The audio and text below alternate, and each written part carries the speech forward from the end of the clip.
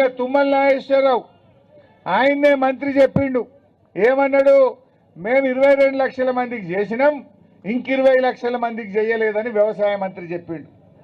అయితే ఆయన చెప్పిన 22 లక్షల మందికి కూడా మొత్తం కాలే బ్యాంకులకు వచ్చినాక పాస్బుక్ మీద ఒక పేరున్నది నీ ఆధార్ కార్డు మీద వేరే పేరుందని కొందరికి ఆగింది ఆధార్ నంబర్ మ్యాచ్ అయితే లేదని కొందరికి ఆగింది నీ భార్య పేరు చెప్పు అని కొందరికి ఆపిండ్రు మా ఊర్లో ఒక ఆయన పెద్ద మనిషి ఉంటాడు ఎల్లారెడ్డి అని ఇబ్రాహీంపూర్ గ్రామం సిద్దిపేట మండలం ఆయనకు 51 ఏళ్ళు ఉంటాయి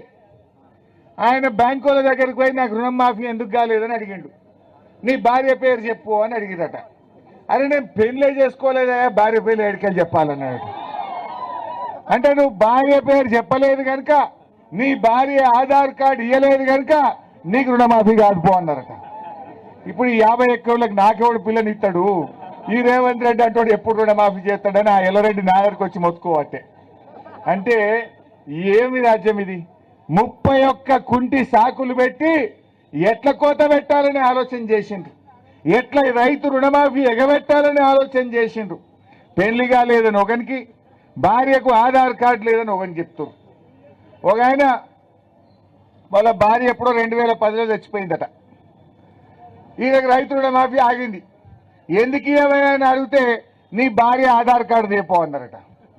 అరే ఆధార్ కార్డు పుట్టింది 2011లా నా భార్య చచ్చిపోయింది 2010లా నేడని ఆయన అన్నాడట అంటే ఇవన్నీ ఇంకా రేవంత్ రెడ్డి ఎలక్షన్ల ముంగడ బాగా మాట్లాడిండు కానీ ఇప్పుడు తెలంగాణ ప్రజలు ఆయన మోసగాడు అని అంటున్నారు ఇవాళ రైతుల అవ్వ తాతలందరూ 4000 పింఛన్ ఇస్తాను మోసం చేసిన మోసగాడు అంటున్నారు రాష్ట్రంలో ఉండే అక్క చెల్లెళ్ళు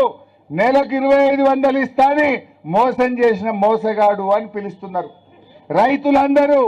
15000 రైతు బంధు వల్లే రుణమాఫీ కాలే పంటలకు బోనస్ రాలేదు వీడు మోసగాడు అని ఇలా రైతులందరూ అనే పరిస్థితి వచ్చింది